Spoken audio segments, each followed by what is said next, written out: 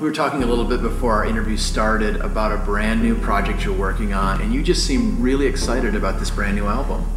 I am. I'm very excited. I'm actually right in the studio right now, this very second, doing this record. And it's amazing. You know, I've had a career that I have been the luckiest, most blessed little girl known to mankind. You know, I've gotten to do everything I've ever wanted to do and more. And people have been so supportive, and you know, the fans have been so good to me. And you know, even when people from the industry were kind of like, whoa, whoa, whoa, she's not a safe bet, my fans still were so good at just, you know, we love you, Jackie. Come on, come on, come on, get back up on your feet.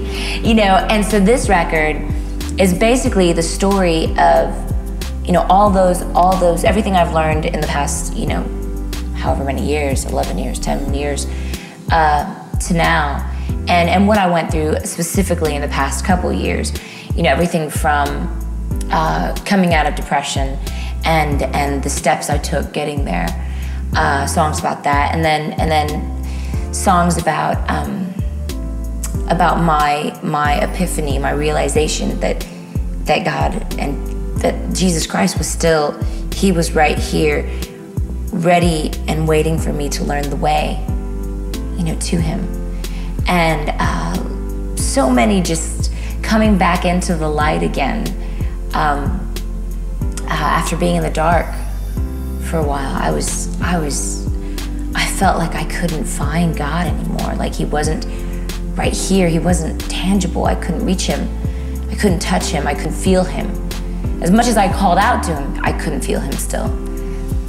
And what it meant to come back into the light again, and for those people that are going through the same sorts of issues or same kinds of issues, or that have gone through issues, or you know are gonna go through issues, you know, coming back in and kind of being a hand for them to hold on their way back there, and letting them know, you know what, if I can do it, you can do it. Because you've been there. Right. You mentioned wanting to find God again, because even though he's so present at times, there's times we don't feel his presence. Right. And it's usually because we've taken a step away. It's us. You mentioned a song on the new album called Jesus. Is that about discovering that he is faithful even in the crises of our lives? That's exactly what it's about.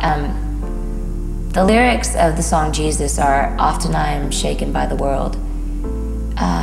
And that's so true. The world sometimes shakes us and rocks us and pushes us downstairs. And then God's sitting there at the very, very tail end, you know, waiting with arms wide open saying, I'm right here, I'm ready to show you the way. Are you ready? Are you ready to walk with me? And that's the testimony of my life right there.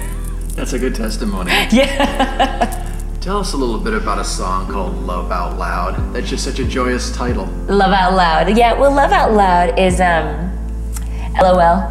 It's a very fun title, but the title came first. The song came later. What happened was, I'm working with Mark Heimerman on this project, who, I love Mark Heimerman. He did my first 3 records, and you know, he's such a great talent, but he's got such a kind heart. So working with him while being pregnant, you know, in the studio, he's probably the only producer that would put up and have the patience for a pregnant lady in the studio doing vocals. You know, he's the only producer like that. So it's been a great experience. We wrote this song, Love Out Loud, and the way it came about was he found this title, Love Out. He started, you know, LOL. So he brought the title to me, and we started working on it. And what the song is about is, you know, as Christians, we, you know, tend to do a lot of loving with words rather than with our actions. And it's all about, well, I love you, we love you. And especially as Southerners, we know, we do a lot of love, love, love, love, love. But the way to truly love out loud is through your actions and how you live your life. and being there for somebody. There's a song about Nick on the brand new project called Tango. It sounds like an insight into what the relationship of really any marriage, but specifically yours, is like. It is. It's, you know, it's like the dance tango, the Argentinian dance. It's very push and pull, a lot of passion. He likes to keep it civilized and calm, and I like the drama. You know, it exposes all the feelings. So that's one of the lines from the song. It's about give and take. And that's what marriage is. Marriage is about give and take and compromising. I want to ask you about some more of the songs in your brand new project. It's awesome to hear that you're working with producer Mark Heimerman on this. Some of your best known, best loved albums and songs were produced by Mark. There's a song on the brand new album called A Likely Story that's very insightful about your life and your experiences. Tell us a little bit about it. Well, actually, A Likely Story, I wrote with Mark right when Nick and I started dating again. Basically, when we knew we were going to get married, we started talking, and he was driving me to the studio to go meet up with Mark to do some writing because he was going to borrow my car. And so we were there, and I started coming up with this melody, and I came up with this title, A Likely Story. And what it stemmed from was when you go through such a giant heartbreak like a divorce, especially being a pastor's kid, especially being a Christian artist type person, people kind of put you on a pedestal, and after you kind of make mistakes, you kind of feel a little bit like you are tainted or damaged. And especially as a woman going through a divorce, you feel more like damaged goods, especially you're being divorced at the age of 25. So for me, I never planned on ever getting married again, ever. I didn't want to, as far as I was concerned. And so when he started kind of asking me out, when things started getting serious, I just felt like he was a little too good to be true. And I kept looking for something to happen and something to fall apart, because it was like I didn't feel like I was worthy of it, of this kind of love and this kind of, you know, heartfelt emotion and real, true, honest fairy tale stuff. I didn't feel like I was worthy of it.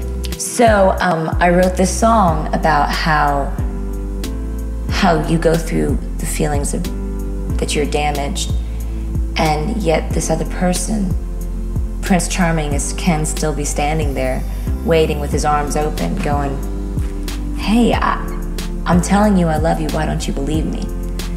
And you have to, at some point, take the step of faith and go, okay, I can't be scared forever. So that's what the song is about. Do you think God takes the things of our lives, the circumstances we go through, some of the choices we make that we wish we'd have chosen something different, can he take the ashes? Do you feel like he's taken the ashes of your life in a way and made them beautiful? I know that I sit here and I'm beauty from ashes. That's the beautiful thing about God, is his grace and his mercy, because we sure don't have it for each other. Thank God he has it for us. You know, I feel very blessed that I get to serve a God who sees something beautiful in me, even when I don't see it. Tell us about a song that's called It's Not You, It's Me. It's not you, it's me. Actually, even though the title seems like it would be a very relationship song, it's actually about my father. My father, although I sat there for so long thinking that there was something wrong with me, I just thought it was something that wrong with him all the time, and I would blame it on him. Well, I had a point in my life where I had to stop blaming him. I couldn't change my dad. My dad was who he was. And I don't want to change him. He is who he is. I had to come to a place in my life where I could look at him and go, it's not you, it's me. I have to change the way I feel about you, not the way you are. Because who you are is who you are. And I love you. I accept you. Now I gotta change the way I feel. It's within me. So, that's an amazing revelation. Yes. Was it hard to do? Oh, it was very difficult to do. It was very difficult to do. I mean, those kinds of epiphanies, they're rough. They're important, but they're hard to go through. Sure. So forgiveness played an important role. Yes. I had to forgive. I had to let it go. What's on the other side of forgiveness? How's your relationship with your dad now? It's awesome. Like, my dad actually calls me on a weekly basis, and you know, he checks in on me, and he just, it's awesome. I feel like, I mean, it's never gonna be the same way it was when I was a little girl, but I have a great relationship with my dad now.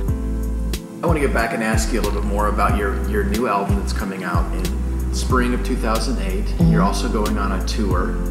Yes. What are some of the highlights for you personally about this new album? I think the highlights are, you know what, honestly, I just hope this record will help people going through any sort of giant issue that they feel like they can't breathe from, or they feel like they don't want to wake up the next morning from. I mean, when something that deep. That's my prayer, is that this record does bring hope and bring some sort of healing to people that are going through something.